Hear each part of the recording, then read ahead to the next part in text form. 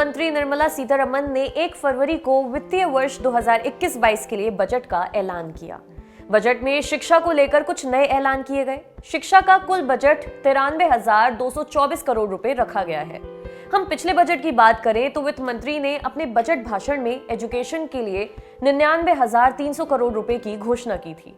इसके अलावा 3,000 crore skill development के लिए रखा था। आइए आपको बताते हैं कि शिक्षा को लेकर क्या घोषणाएं हुई हैं। 15,000 से ज्यादा स्कूलों में गुणवत्ता की दृष्टि से सुधार किया जाएगा ताकि राष्ट्रीय शिक्षा नीति के सभी मानकों का अनुपालन हो सके। गैर सरकारी संगठनों, निजी स्कूलों और राज्यों के साथ भागीदारी से 100 नए सैनिक स्कूल खोले जाएंगे।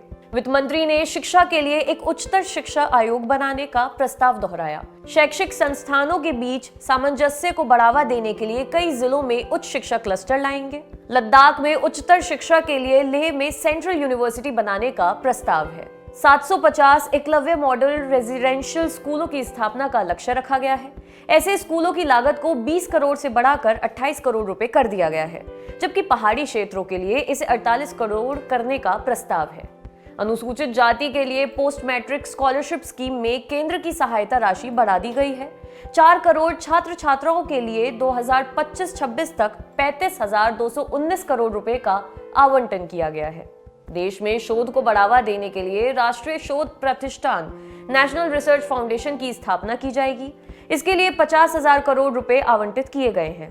पहली बार राष्ट्रीय भाषा अनुवाद मिशन यानी नेशनल लैंग्वेज ट्रांसलेशन मिशन की घोषणा की गई है।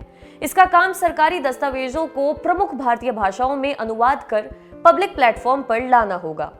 साल 2016 में national apprenticeship promotion scheme launch हुई थी। सरकार अप्रेंटिसशिप एक्ट में संशोधन कर रही है। पढ़ाई पूरी करने के बाद स्टूडेंट्स इंजीनियरिंग में ग्रेजुएशन और डिप्लोमा करने वालों को अप्रेंटिसशिप ट्रेनिंग दी जाएगी। इसके लिए करीब 3,000 करोड़ रुपए आवंटित किए गए हैं। देश के वर्कफोर्स को वैश्विक स्तर पर स्किल्ड बनाने के लिए जापान के साथ इंटर ट्रेनिंग प्रोग्राम की जानकारी दी गई है। इसे अन्य कई देशों के साथ भी शुरू किया जाएगा। यूएई के साथ ऐसी एक ट्रेनिंग पार्टनरशिप पर काम चल रहा है।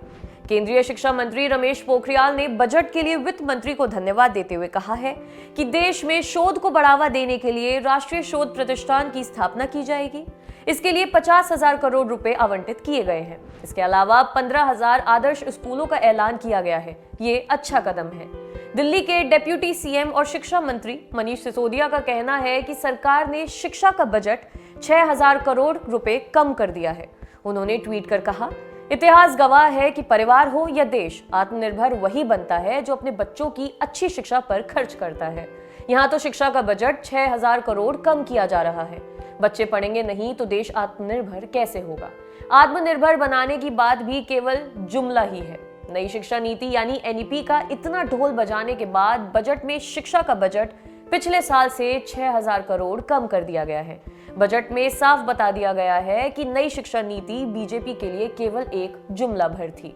हिंदुस्तान टाइम्स की एक रिपोर्ट में कहा गया है कि कोरोना वायरस की वजह से सरकार ने शिक्षा बजट को रिवाइंड किया था और इसे 85,089 करोड़ रुपए कर दिया था।